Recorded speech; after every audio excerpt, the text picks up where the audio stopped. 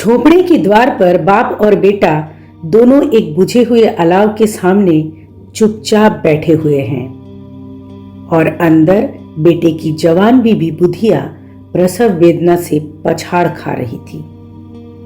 रह रहकर उसके मुंह से ऐसी दिल हिला देने वाली आवाज निकल रही थी कि दोनों कलेजा थाम लेते थे। जाड़ों की रात थी, प्रकृति सन्नाटे में डूबी हुई, सारा गांव अंधकार में लय हो गया था। घीसू ने कहा, मालूम होता है बचेगी नहीं। सारा दिन दौड़ते ही गया, जा देख तो आ। माधव चिढ़कर बोला, मरना ही है तो जल्दी मर क्यों नहीं जाती? देखकर क्या करूं? तू बड़ा बेदर्द है बे। साल भर जिसके साथ सुख चैन से रहा, उसी के साथ इतनी बेवफाई। तो मुझसे तो उसका तड़पना और हाथ पांव पटकना नहीं देखा जाता है।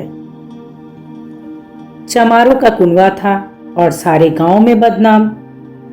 घीसू एक दिन काम करता तो 3 दिन आराम। माधव इतना कामचोर था कि आधे घंटे काम करता तो घंटे भर चीलम पीता। इसलिए उन्हें कहीं मजदूरी नहीं मिलती थी। घर में मुट्ठी भर भी अनाज मौजूद हो तो उनके लिए काम करने की कसम थी। जब 2-4 फांकी हो जाते तो घीसू पेड़ पर चढ़कर लकड़ियां तोड़ लाता और माधव बाजार में बेच आता। और जब तक वह पैसे रहते दोनों इधर उधर मारे मारे फिरते। जब फांकी की नौबत आ जाती तो फिर लकड़ियां तोड़ने या मजदूरी तलाश करते। गांव में काम की कमी तो न थी। किसानों का गांव था, मेहनती आदमी के लिए 50 काम थे, मगर इन दोनों को लोग उसी वक्त बुलाते जब 2 आदमियों से एक का काम पाकर भी संतोष कर लेने के सिवा और कोई चारा न था। विचित्र जीवन था इनका। घर में मिट्टी के 2-4 बर्तन के सिवा कोई संपत्ति नहीं। फटे चिथड़े से अपनी नग्नता को ढाके हुए जिए जाते थे। संसार की चिंताओं से मुक्त, कर्ज से लदे हुए, गालियां भी खाते, मार भी खाते, मगर कोई भी गम नहीं। दीन इतने कि वसूली की आशा न रहने पर भी लोग इन्हें कुछ न कुछ कर्ज में दे ही देते थे। मटर आलू की फसल में दूसरों की खेती से मटर या आलू उखाड़ कर लाते और भून भून कर खा लेते, या 10-5 ऊख उखाड़ कर लाते और रात को चूसते। घीसू ने इसी आकाश वृत्ति से 60 साल की उम्र काट दी और माधव भी सपूत के बेटे की तरह बाप के ही पद चिन्हों पर चल रहा था, बल्कि उसका नाम और भी उजागर कर रहा था। इस वक्त भी दोनों अलाव के सामने बैठकर आलू भून रहे थे, जो कि किसी के खेत से खोद लाए थे। घीसू की स्त्री का तो बहुत दिन हुए देहांत हो गया था। माधव का ब्याह पिछले साल ही हुआ था। जब से यह औरत आई थी, उसने इस खानदान में व्यवस्था की नींव डाली। पिसाई करके या घास छीलकर वह सेर भर आटे का इंतजाम कर लेती थी और इन दोनों बेगैरतों का 2 जग भरती रहती थी। जब से वह आई, ये दोनों और भी आलसी और आराम तलब हो गए थे, बल्कि कुछ अकड़ने भी लगे थे। कोई कार्य करने को बुलाता तो निर्व्याज भाव से दुगुनी मजदूरी मांगते। वही औरत आज प्रसव वेदना से मर रही थी और ये दोनों शायद इसी इंतजार में थे कि वह मर जाए तो आराम से सोए। घीसू ने आलू निकालकर छीलते हुए कहा, जाकर देख तो क्या दशा है उसकी। चुड़ैल का फिसाद होगा और क्या, यहां तो ओझा भी 1 रुपया मांगता है। माधव को भय था कि वह कोठरी में गया तो घीसू आलूओं का बड़ा भाग साफ कर देगा। बोला, मुझे वहां जाने में डर लगता है। अरे डर किस बात की है, मैं तो यहां हूं ही। तो तुम ही जाकर देखो ना। मेरी औरत जब मरी थी तो मैं 3 दिन तक उसके पास से हिला तक नहीं था। और फिर मुझसे लजाएगी कि नहीं? जिसका कभी मुंह नहीं देखा आज उसका उघड़ा हुआ बदन देखूं? उसे तन की सुध भी तो न होगी। मुझे देखकर तो खुलकर हाथ पांव भी नहीं पटक सकेगी। मैं सोचता हूं अगर बाल बच्चा हो गया तो क्या होगा? सौंठ, गुड़, तेल कुछ भी तो नहीं है घर में। अरे सब कुछ आ जाएगा, भगवान दे तो। जो लोग अभी तक एक पैसा नहीं दे रहे हैं वे ही कल बुला कर देंगे। मेरे 9 लड़के हुए, घर में कभी कुछ न था, मगर भगवान ने किसी तरह बेड़ा पार ही लगाया। जिस समाज में दिन रात मेहनत करने वालों की हालत उसकी हालत से बहुत कुछ अच्छी न थी, और किसानों के मुकाबले में वे लोग जो किसानों की दुर्बलताओं का लाभ उठाना जानते थे कहीं ज्यादा संपन्न थे, वहां इस तरह की मनोवृत्ति का पैदा हो जाना कोई अचरज की बात न थी। हम तो कहेंगे घिसू किसानों में से कहीं ज्यादा विचारवान था, जो किसानों के विचार शून्य समूह में शामिल होने के बदले बैठकवाजों की कुत्सित मंडली में जा मिला था। हाँ, उसमें यह शक्ति न थी कि बैठकवाजों के नियम और नीति का पालन करता। इसलिए जहां उसकी मंडली के और लोग गांव के सरगना और मुखिया बने हुए थे, उस पर सारा गांव उंगली उठाता था। फिर भी उसे यह तस्कीन तो थी कि अगर वह फटेहाल है तो कम से कम उसे किसानों की सी जी तोड़ मेहनत तो नहीं करनी पड़ती। उसकी सरलता और निरीहता से दूसरे लोग बेजा फायदा तो नहीं उठाते। दोनों आलू निकाल निकाल कर जलते जलते खाने लगे। कल से कुछ नहीं खाया, इतना सब्र न था कि उन्हें ठंडा हो जाने दे। कई बार दोनों की जवानें जल गई। छिल जाने पर आलू का बाहरी हिस्सा तो बहुत ज्यादा गर्म न मालूम होता, लेकिन दांतों तले पड़ते ही अंदर का हिस्सा जवान हलक और तालू को जला देता था, और उस अंगारे को मुंह में रखने से ज्यादा खैरियत इस बात में थी कि वह अंदर पहुंच जाए। वहां उसे ठंडा करने के लिए काफी ज्यादा सामान थे, इसलिए दोनों जल्द जल्द निगल जाते। हालांकि इस कोशिश में उनकी आंखों से आंसू निकल आते। खीसू को उस वक्त ठाकुर की बारात याद आई, जिसमें 20 साल पहले वह गया था। उस दावत में उसे जो तृप्ति मिली थी वह उसके जीवन में एक याद रखने लायक बात थी, और आज भी उसकी याद ताजा थी। बोला, वह भोज नहीं भूलता। तब से फिर उस तरह का खाना और भरपेट नहीं मिला। लड़की वालों ने सबको भरपेट पूरियां खिलाई थी, सबको, छोटे बड़े सबने पूरियां खाई, और असली घी की चटनी, रायता, 3 तरह के सूखे साग, एक रसेदार तरकारी, दही, मिठाई। अब क्या बताऊं कि उस भोज में क्या स्वाद मिला। कोई रोक टोक नहीं थी, जो चीज मांगो और जितना चाहो खाओ। लोगों ने ऐसा खाया कि किसी से पानी न पिया गया, मगर परोसने वाले हैं कि पत्तल में गरम गरम गोल गोल सुवासित कचौरियां डाल देते हैं।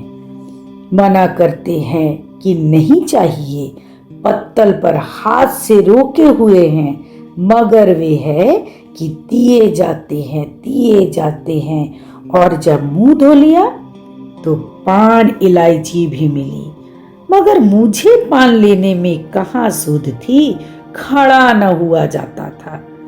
चटपट जाकर अपने कंबल पर लेट गया। ऐसा दिल दरिया था ठाकुर। माधव ने इन पदार्थों का मन ही मन मजा लेते हुए कहा, अब हमें कोई ऐसा भोज नहीं खिलाता। अरे अब कोई क्या खिलाएगा, वह जमाना दूसरा था। अब तो सबको किफायत सूझती है।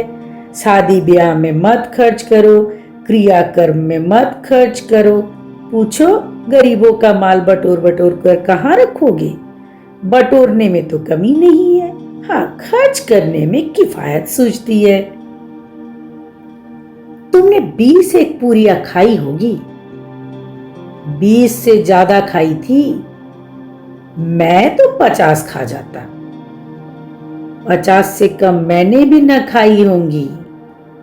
अच्छा पट्टा था, तू तो मेरा आधा भी नहीं है। आलू खाकर दोनों ने पानी पिया और वहीं अलाव के सामने अपनी धोतियां ओढ़कर पांव पेट में डाले सो रहे, जैसे तो बड़े बड़े अजगर डेंगुलियां मारे पड़े हो। और बुधिया अभी तक करा रही थी। सवेरे माधव ने कोठरी में जाकर देखा तो उसकी स्त्री ठंडी हो गई थी। उसके मुंह पर मक्खियां भिनक रही थी, पथराई हुई आंखें ऊपर टंगी हुई थी, सारी देह धूल से लथपथ हो रही थी। उसके पेट में बच्चा भी मर गया था। माधव भागा हुआ घिसू के पास आया। फिर दोनों जोर जोर से हाय हाय करने और छाती पीटने लगे। पड़ोसी वालों ने यह रोना धोना सुना तो दौड़ते हुए आए और पुरानी मर्यादा के अनुसार इन अभागों को समझाने लगे, मगर ज्यादा रोने पीटने का अवसर न था। कफन और लकड़ी की फिक्र करनी थी, पर घर में तो पैसा इस तरह गायब था जैसे चील के घोंसले में मांस। बाप बेटे रोते हुए जमींदार के पास गए। वह इन दोनों की सूरत से नफरत करते थे। कई बार इन्हें अपने हाथों से पीट चुके थे चोरी करने के लिए, वादे पर काम पर न आने के लिए। पूछा, क्या है बे घिसुआ, रोता क्यों है? अब तो तू कहीं दिखाई भी नहीं देता, मालूम होता है इस गांव में रहना ही नहीं चाहता।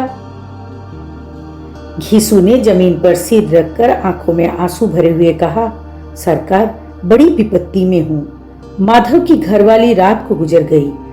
रात भर तड़पती रही सरकार।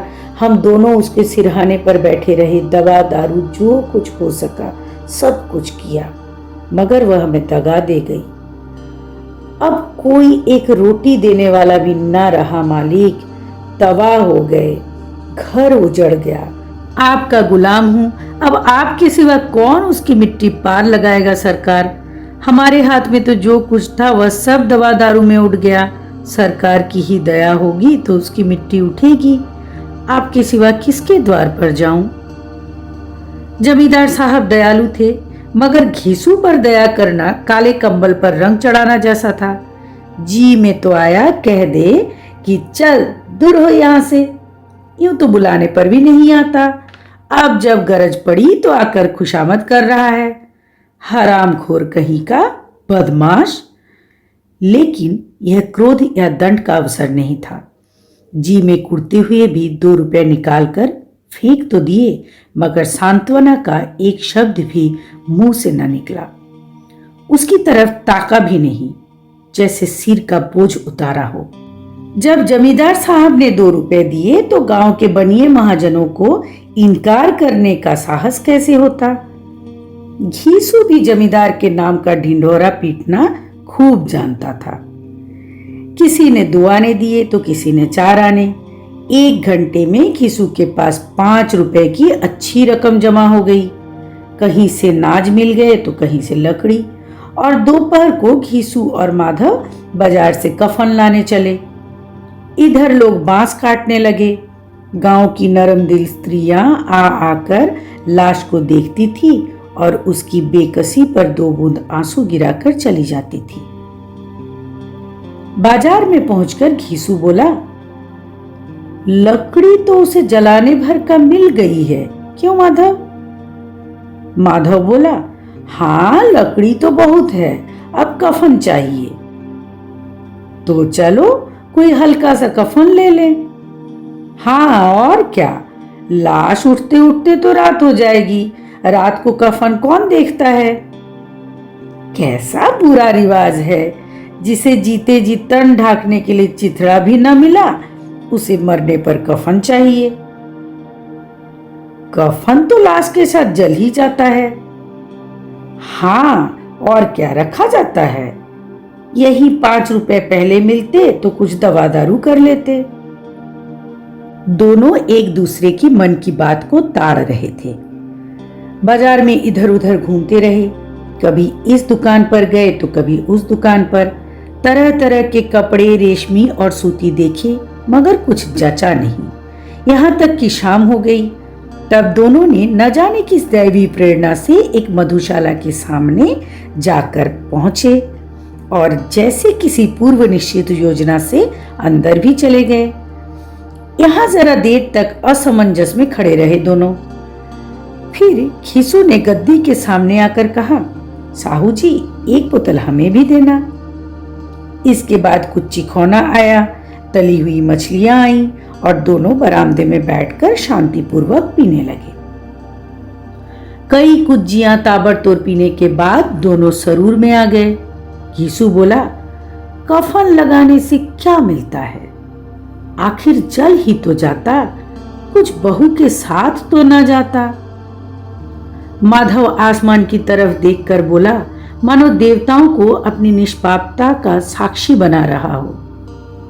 दुनिया का दस्तूर है, नहीं तो लोग बावनों को हजारों रुपए क्यों दे देते हैं? कौन देखता है परलोक में मिलता है या नहीं? बड़े आदमियों के पास धन है, चाहे फूके, हमारे पास फूकने को क्या है? लेकिन लोगों को जवाब क्या दोगे? लोग पूछेंगे नहीं कफन कहाँ है? घीसू हंसा, अबे कह देंगे कि रुपए कमर से खिसक गए, बहुत ढूंढा मिले नहीं। लोगों को विश्वास तो न आएगा, लेकिन फिर वही रुपए देंगे। माधव भी हंसा अपने इस अनपेक्षित सौभाग्य पर। बोला, बड़ी अच्छी थी बेचारी, मरी तो खूब खिला पिलाकर। आधी बोतल से ज्यादा उड़ गई। घीसू ने 2 सेर पुड़िया मंगाई, चटनी, अचार, कलेजियां। शराब खाने के सामने ही दुकानें थी। माधव लपक कर 2 पत्तलों में सारा सामान ले आया। पूरा 1.5 रुपया खर्च हो गया, सिर्फ थोड़े से पैसे बचे थे। दोनों इस वक्त शान से बैठे हुए पूरियां खा रहे थे, जैसे जंगल में कोई शेर अपना शिकार उड़ा रहा हो। न जवाबदेही का खौफ था, न बदनामी की फिक्र। इन भावनाओं को उन्होंने बहुत पहले ही जीत लिया था। घीसू दार्शनिक भाव से बोला, हमारी आत्मा प्रसन्न हो रही है तो क्या उसे पुण्य न होगा? माधव ने श्रद्धा से सिर झुकाकर तस्दीक की, जरूर से जरूर होगा। भगवान, तुम अंतर्यामी हो, उसे बैकुंठ ले जाना। हम दोनों हृदय से आशीर्वाद दे रहे हैं। आज जो भोजन मिला वह कभी उम्र भर न मिला था। एक क्षण के बाद माधव के मन में एक शंका जागी। बोला, क्यों दादा, हम लोग भी तो एक न एक दिन वहां जाएंगे ही। घीसू ने इस भोले भाले सवाल का कुछ उत्तर न दिया। वह परलोक की बातें सोचकर इस आनंद में बाधा न डालना चाहता था। जो वहां हम लोगों से पूछे कि तुम कफन क्यों नहीं लाए, तो क्या कहोगे?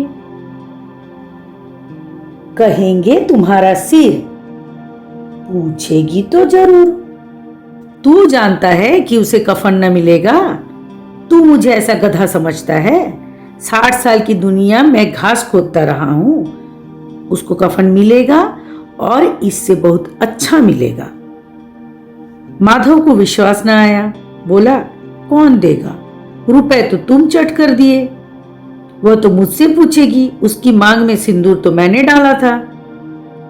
घीसू गर्म होकर बोला, मैं कहता हूं उसे कफन मिलेगा, तू मानता क्यों नहीं? कौन देगा, बताते क्यों नहीं? वही लोग देंगे जिन्होंने इस बार दिया। हाँ, अब के रुपए हमारे हाथ ना आएंगे। ज्यों ज्यों अंधेरा बढ़ता था और सितारों की चमक तेज होती थी, मधुशाला की रौनक भी बढ़ती जाती थी। कोई गाता था, कोई डींग मारता था, कोई अपनी संगी के गले लिपटा जाता था, कोई अपने दोस्तों के मुंह से कुल्लड़ लगाए देता था। वहां के वातावरण में सरूर था, हवा में नशा। कितने तो यहाँ आकर एक चुल्लू में ही मस्त हो जाते। शराब से ज्यादा वहां की हवा उन पर नशा करती थी, जीवन की बाधाएं खींच लाती थी और कुछ देर के लिए वे भूल जाते थे कि वे जीते हैं या मरते हैं, या न जीते हैं न मरते हैं। और ये दोनों बाप बेटा अब भी मजे ले लेकर चुस्कियां ले रहे थे। सबकी निगाहें इनकी ओर जमी हुई थी। दोनों कितने भाग्य के बली हैं, पूरे बोतल बीच में है। भरपेट खाकर माधव ने बची हुई पूरियां पत्तल में उठाकर एक भिखारी को दे दिया, जो खड़ा इनकी ओर भूखी आंखों से देख रहा था। और देने के गौरव, आनंद और उल्लास का उसने अपने जीवन में पहली बार अनुभव किया। घीसू ने कहा, ले जा, खूब खा और आशीर्वाद दे। जिसकी कमाई है वो तो मर गई, पर तेरा आशीर्वाद उसे जरूर पहुंचेगा। रोए रोए से आशीर्वाद दे, बड़ी गाढ़ी कमाई के पैसे हैं। माधव ने फिर आसमान की तरफ देखकर कहा, वह बैकुंठ में जाएगी दादा, वह बैकुंठ की रानी बनेगी। घीसू खड़ा हो गया और उल्लास की लहरों में तैरता हुआ बोला, हाँ, बैकुंठ में जाएगी। किसी को सताया नहीं, किसी को दबाया नहीं, मरते मरते हमारी जिंदगी की सबसे बड़ी लालसा भी पूरी कर गई। वह न बैकुंठ में जाएगी तो क्या ये मोटे मोटे लोग जाएंगे, जो गरीबों को दोनों हाथों से लूटते हैं और अपने पाप को धोने के लिए गंगा में नहाते हैं और मंदिरों में जल चढ़ाते हैं। श्रद्धालुता का यह रंग तुरंत ही बदल गया। अस्थिरता नशे की खासियत है। दुख और निराशा का दौरा हुआ। माधव बोला, मगर दादा, बेचारी ने जिंदगी में बड़ा दुख भोगा, कितना दुख झेल कर मरी। वह आंखों पर हाथ रखकर रोने लगा, चीखे मार मार कर। घीसू ने समझाया, क्यों रोता है बेटा, खुश हो कि वह माया जाल से मुक्त हो गई, जंजाल से छूट गई। बड़ी भाग्यवान थी जो इतनी जल्दी माया मोह के बंधन तोड़ दिए। और दोनों खड़े होकर गाने लगे, ठगिनी क्यों नैना झटकावे ठगिनी। पियक्कड़ों की आंखें इनकी ओर लगी हुई थी और ये दोनों अपने दिल में मस्त गाते जाते थे। फिर दोनों नाचने लगे, उछले भी, कूदे भी, गिरे भी, मटके भी, भाव भी बनाए, अभिनय भी किए और नशे से मदमस्त होकर वहीं गिर पड़े।